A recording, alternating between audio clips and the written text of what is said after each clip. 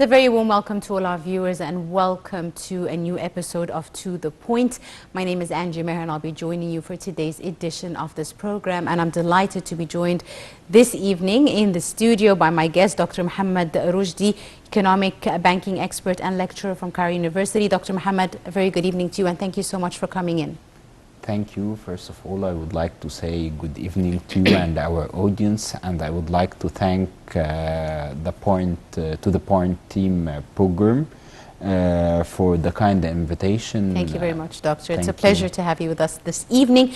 And of course, Doctor, in today's episode, we will be talking about the global economy and how it is affecting, all the economies worldwide, including the Egyptian economy, and how the Egyptian economy has managed to stay afloat, in front or in spite of many challenges, starting from, the coronavirus time to now the latest situation with the Russian-Ukrainian war. Lots of considerations, plus the global economy, on the whole is really going through quite a turbulent time, which is snowballing down to all the countries around the world. So let's start by assessing the current global economy. Tell us what's up now with the situation in the global economy. Are we going through a recession? Is it, just hyperinflation all across? Is the Russian-Ukrainian war really affecting prices and as well as affecting, availability of stocks of whether it's wheat or oil, gas, lots of different considerations? First of all, I would like to start with WhatsApp. WhatsApp yes. globally. Actually, I would like to start with the two main things.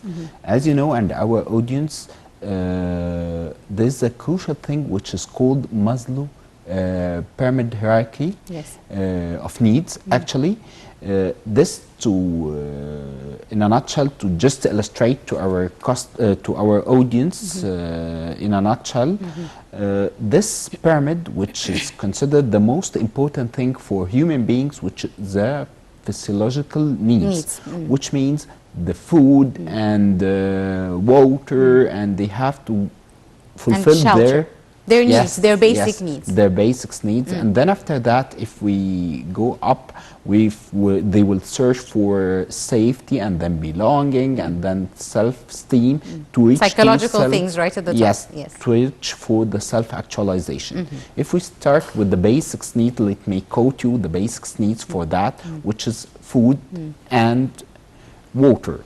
Actually, I would like to share with our audience just figures about the wheat ton jumped from 272 in May 2021 to reach in May 2022 to reach $435. So almost double.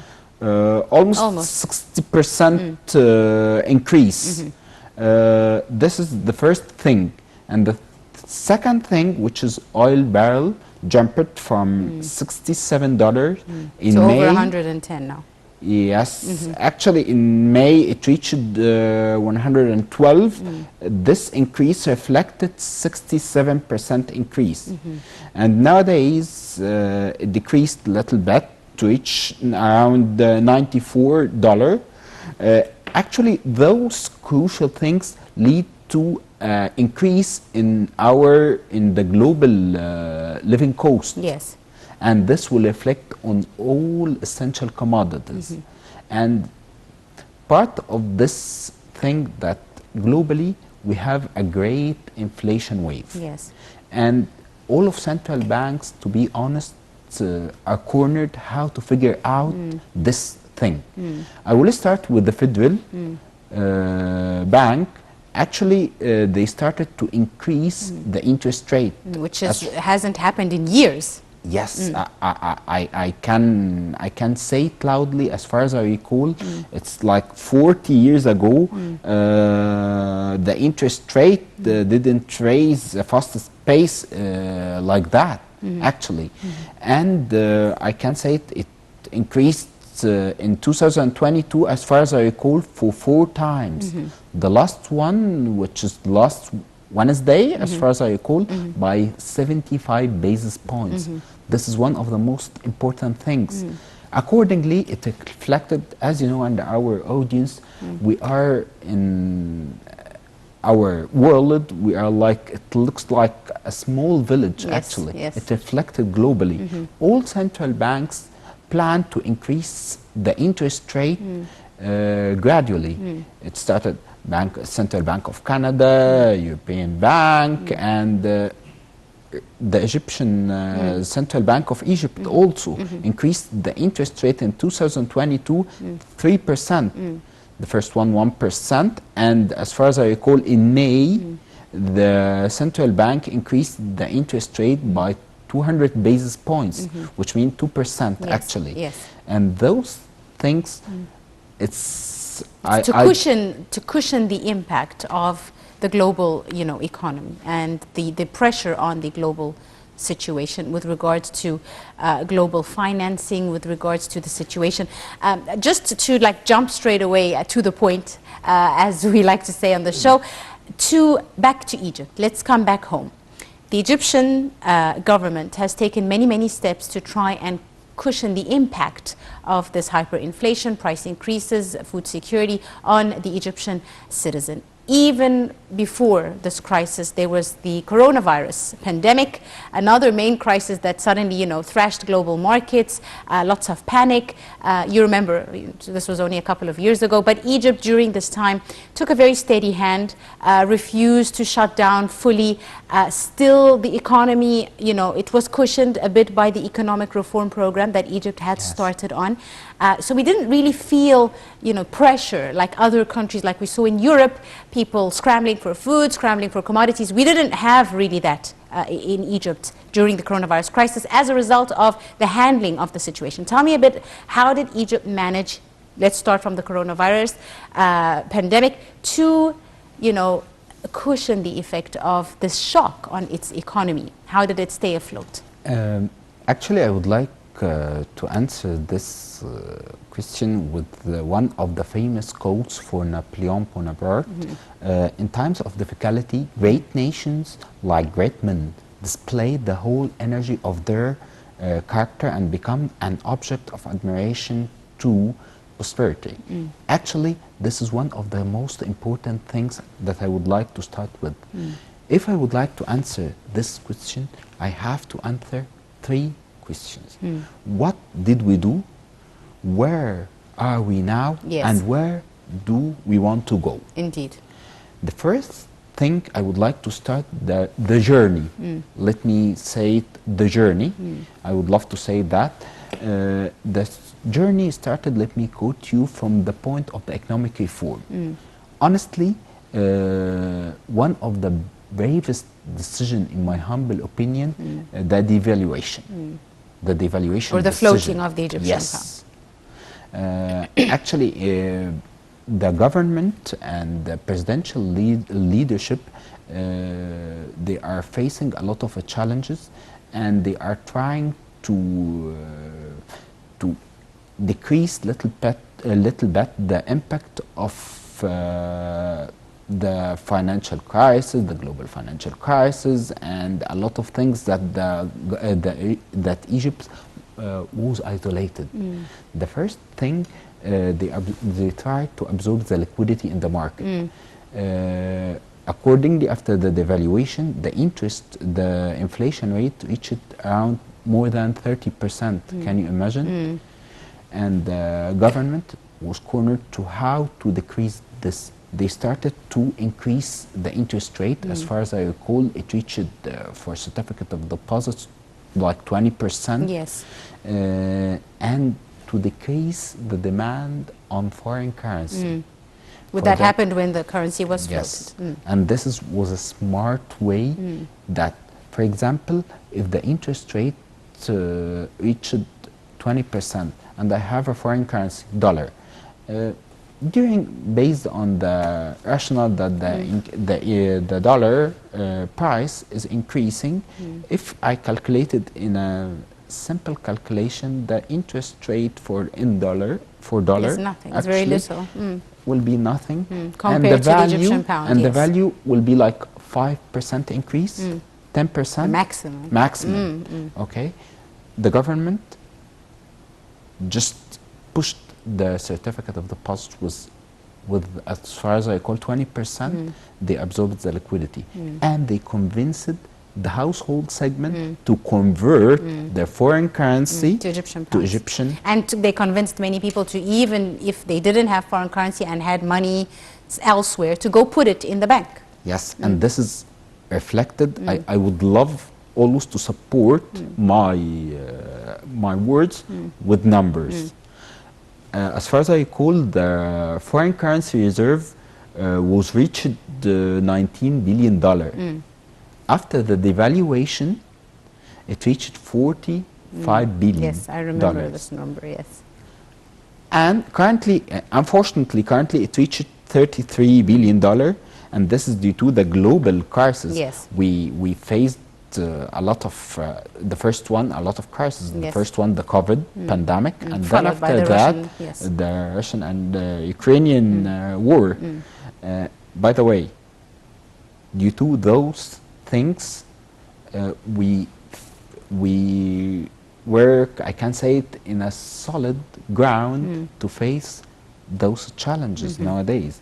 And after that, the government, to decrease the impact of debt, and all the global community showed or highlighted that Egypt has will have a good future in the coming couple of years.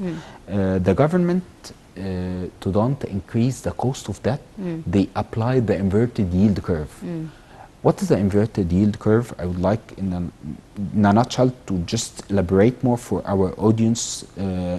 If you have a potential that your economy will grow and will be better in the coming future, why you shall pay interest rate for like 10 years, and just you will in couple of years or 3 years your economy will be improved.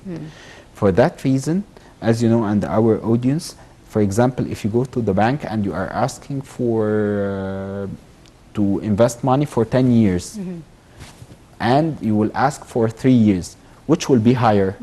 The 10 years, yes, of hypothetically.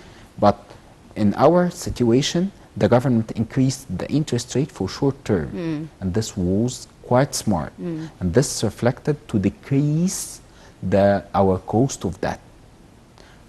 The first thing I would love to support by figures, our GDP growth, as far as I recall, the debt to GDP growth reached 120%, and it decreased to reach, as far as I recall, 87%, and decreased more to reach 81%.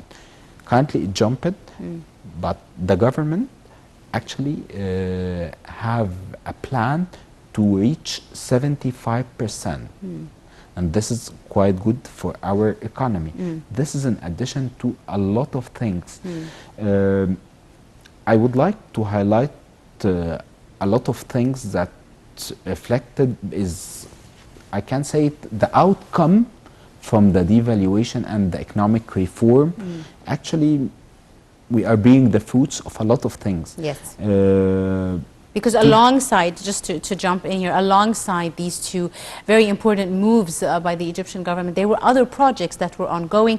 You know, we've seen development in the Egyptian infrastructure, whether it's roads, transportation, industrialization, cities, you know, more diversification of the Egyptian economy, which is crucial for turbulent times as these ones.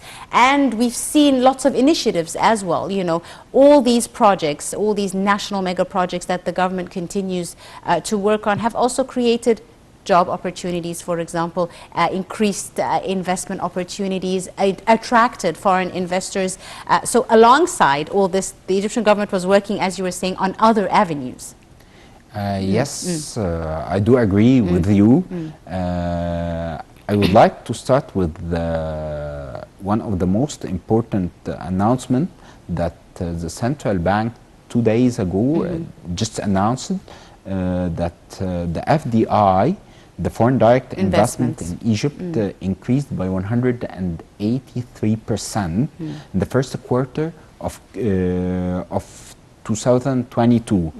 It reached to $4.1 billion compared to the same period in 2021. It was $1.4 billion. And this is an impressive figure. For that, I love to start with this thing. And as I told you, we are being the fruits of the economic reform. One of the most important thing, the unemployment rate. I would love to start with the point that you end with it. And the unemployment rate, as far as I recall, in 2013, reached to 13.4%. Nowadays, it's 7.4 to 7.5%.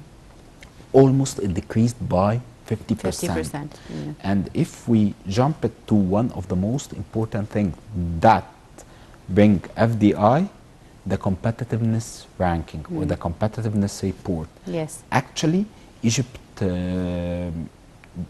jumped 20 places in 2022 to be among 82 among 141 countries. This is in addition to the GDP growth. As you know, despite the fact of COVID-19 pandemic, Egypt was the second highest GDP globally. It achieved, as far as I recall, 3.3%. Can you imagine that? In the middle of all these, economic crises. This is in addition to, despite the fact that we just came out of a pandemic. Not really even. We're not yet over it, really. They are saying that it's this recurring. is another wave. Seventh wave. Seventh wave. Actually.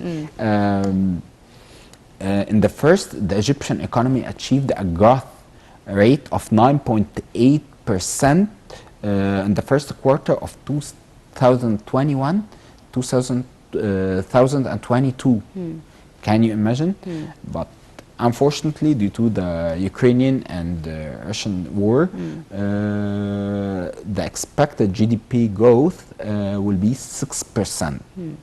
And this is quite Which is still quite high compared to, other countries all around the world. It's quite and usually, Dr. Mohammed, in such situations, the lower income groups in societies are the most affected. They struggle as is, so when the situation gets worse economically in any country, they are the most affected, the lower income or the less, earners, the less earning groups in society. And in this regard, the president launched the Decent Life Initiative, which is a project, national mega project, if we may say, launched by the Egyptian government, one of the largest development initiatives embarked upon. And it is, supposed to better the situation of many, many villages. We're talking about over 4,000 villages all across the country, giving, citizens, supplying them not just with money or jobs, but a full, multifaceted, decent life. So we're talking about jobs, schools, health facilities, a better infrastructure, a better accommodation facilities, etc. Let's talk about this Decent Life Initiative and how it has been launched in such a manner to support the lower income population. Honestly, it comes to the top of my mind. One of my international friends, when he is monitoring closely the Middle East economy status, especially the North Africa countries. He is saying that in Egypt we have a different thing. He said that the presidential leadership, President Abdel Fattah al-Sisi, he just metaphorically trying to describe him that he has a magic stick. How come he is building the country infrastructure and we are achieving GDP growth, and at the same time he is trying to keep the living standards for middle and low income people or the household segment. This is based on a lot of things. First thing, I would like to start with the mega projects, because this is, I can say it's kind of quick win to create jobs actually for people. One of them, the new Suez Canal, in addition to the Suez Canal Economic Zone, establishing the new administrative capital, New Ismailia City, Alamein City, in addition to El Galala and East Port Said City. This is in addition to the aviation part, Sphinx Airport, 6 of October City Airport, in addition to trial operation of Capital International Airport, in addition to the medical city, Daba nuclear planet, which plant project, as far as I recall, it costs around $29 billion. This is in addition to part of the sustainability, and this is one of the most important things that pushed or recommended Egypt to host COP27. Actually, the CSP, the concentrated solar power plants, which cost, as far as I recall, $1.2 billion. A lot of things. This is in addition to the state policy initiative that Egypt seeks to attract 40 billion in investment in private sector, with run rate $10 billion on annual basis. $10 billion on annual basis. And one of the most important things, the export initiative to hit $1 billion. Actually, and this is important in order to balance, the trade. We obviously want our exports and our imports to be a more balance in trade with regards to imports and exports, which is another very important factor. And lots of opportunities have presented themselves now with the current, global crises, whether it comes to gas, for example. We've seen new avenues opening in this regard. Egypt has become a main hub for gas exportation, and this market is very promising, especially now with all the issues we're seeing with, the Russian gas supplies to Europe.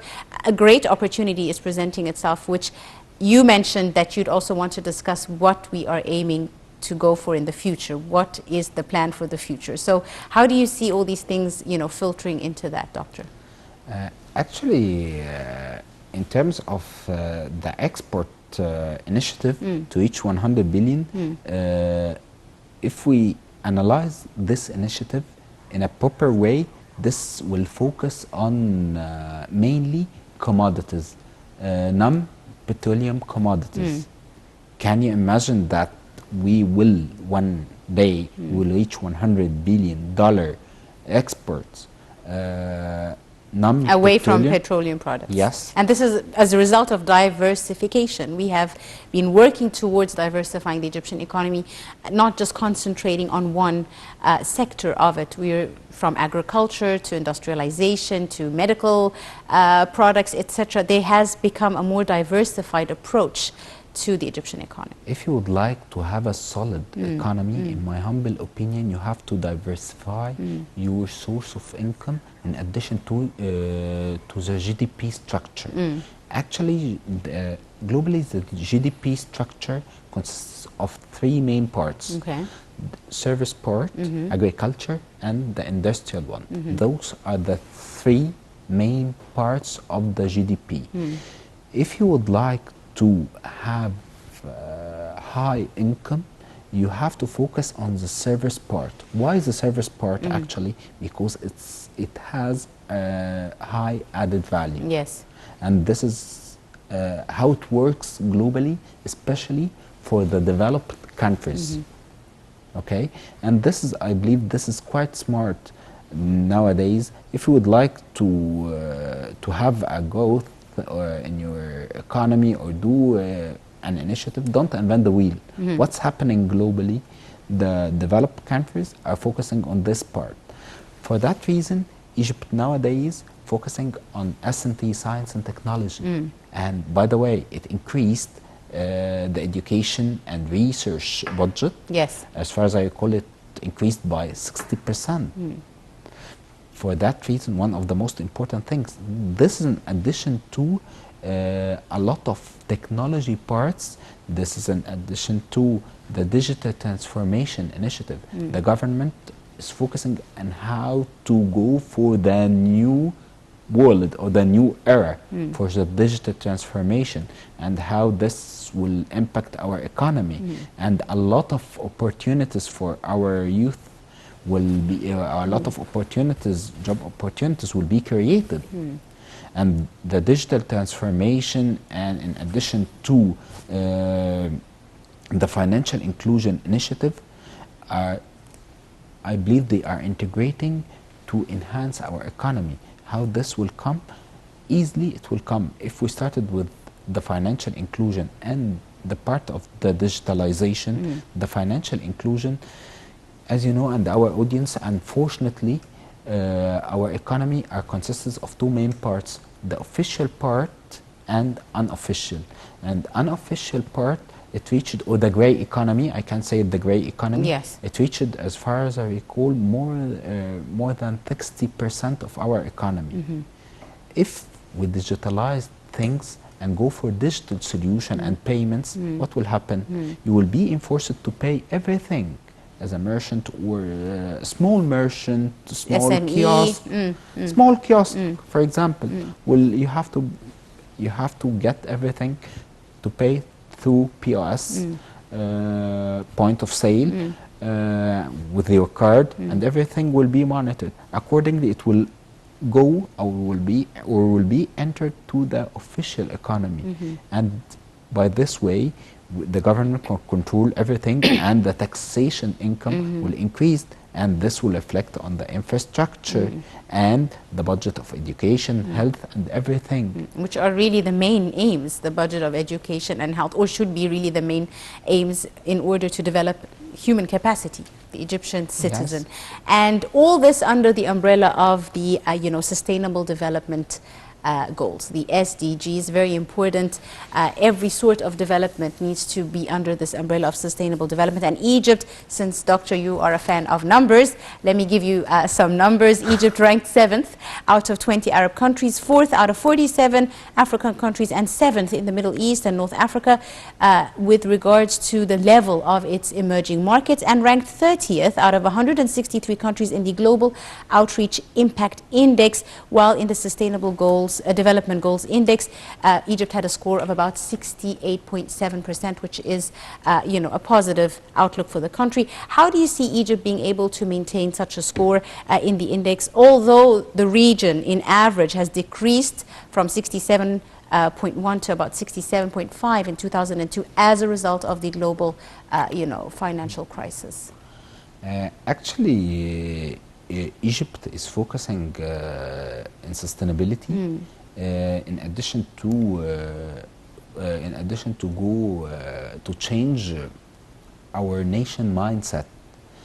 The sustainability is a crucial thing. In a global, I would like to start. The government focused mainly to issue the green bonds, as you know, and our audience. Egypt is the first country to issue green bonds, and Islamic Sukuk is this is green bonds initially announced for, as far as I recall, $500 million with an interest rate 5.75%. This is one of the most important thing for the aim of sustainable financial sustainability. This is in addition to, I would like to highlight one of the most important things for sustainable economy, the initiative for SMEs. Small medium enterprises. Yes, small and medium enterprises. Which are usually informal and not, big, or not funded by a lot of money, which are for developing countries, a majority, of income earners are SMEs. SMEs, in my humble opinion, the most essential or the main pillar to build a solid economy. For example, if I would like to give just an example to highlight the importance of this sector, if our economy, hypothetically, was built on like two big companies, okay? If one of them has a delinquency, what will happen? We will lose like 50% of our economy. But if we have a lot of companies, one of them defaulted, will manage.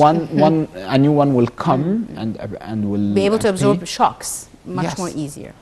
And this is in addition to SMEs is one of the most important pillar on our economy to create new jobs Yes. for the youth segment.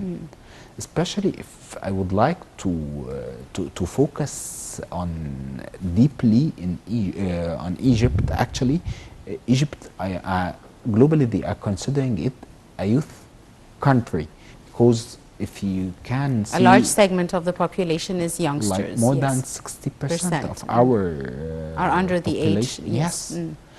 If you compare this with Europe, it's the opposite. It's opposite. Yes, it's the opposite. The pyramid is It's inverted. Yes. Actually, for that reason, the government created a lot of initiative for SMEs with central bank. One of them that they forced like 25% of total loans portfolio of any Egyptian, of any bank, okay? Any bank is working in Egypt must fund these SMEs. Finance 20 or must lend 25% of its loan for SMEs. The first thing. In terms of the interest rate, as you know, and our audience, the interest rate is the most important thing. This is in addition to the global wave of increasing the interest rate in a lot of countries. And this, as you know, and our audience, if the interest rate increase, the appetite for lending is decreasing. Yes, of course. There's a correlation between both of them, actually. If the government and the presidential leadership is focusing on this in a smart way, they created two initiatives for SMEs with lower interest rate, for example, one, as far as I recall, with 8% and one with 5% based on the industry. And the lending rate is almost double for the household segment. It's double. Can you imagine? Why? Based on this, if you would like to build a solid economy, you have to focus on this essential sector. And this will automatically increase the GDP growth actually. In addition to, it will create more jobs and it will absorb the liquidity in the market actually that we are using for consumption, and it will develop the economy. Yes. And will help us in the initiative for exporting to reach $100 billion exports. Indeed. Right, Dr. Mohammed, we're running out of time. So my final question, and very quickly, if you may, you know, we spoke a lot about the current situation and how, you know, the government is trying to shield, you know, the Egyptian citizen. But at the end of the day, of course, as you said, the whole global economy is struggling. Inflation has, you know, skyrocketed. Everyone is struggling all around the world, including price hikes because of the latest situation with Ukraine and Russia. Looking to the future, I mean, you know, citizens could be jittery, a bit nervous. Prices are increasing, inflation is high. Every day, you know, there's price hikes all around the world, which again, we feel here. How do you see the future? Very quickly, are you optimistic? How do you see a way out? Do you see, you know, you said you want to speak about where we're going futuristically. Honestly, by nature, I'm an optimistic guy, actually. Yes.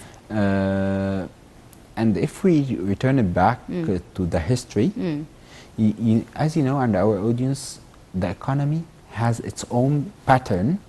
And this is we can see little bit increase in prices, Yes. and the demand will be decreased little bit, and as you know, and our audience, there's an economic Curve. cycle, and there's a model for that, and the model, which is in a simple way, will reflect that we will face a lot of things that we have to focus on. We have to focus on just control our consumption on essential things, Yes. and the economy will return back. So as really the usual. role is on the citizen. We have to play an active role in controlling our consumption, shifting our mentality, changing our habits. This is all very important for this current stage. This is the solution. Absolutely right. I'm afraid that's all the time we have. Dr. Mohammed Rushdi, economic banking expert and lecturer at Cairo University. Thank you so much, sir, for coming in and for joining us on this edition of To The Point. Thank you so much. Thank you so much, Doctor. Ladies and gentlemen, this wraps up today's episode. We do hope you have enjoyed it. My name is Angie Meher. Many thanks for watching.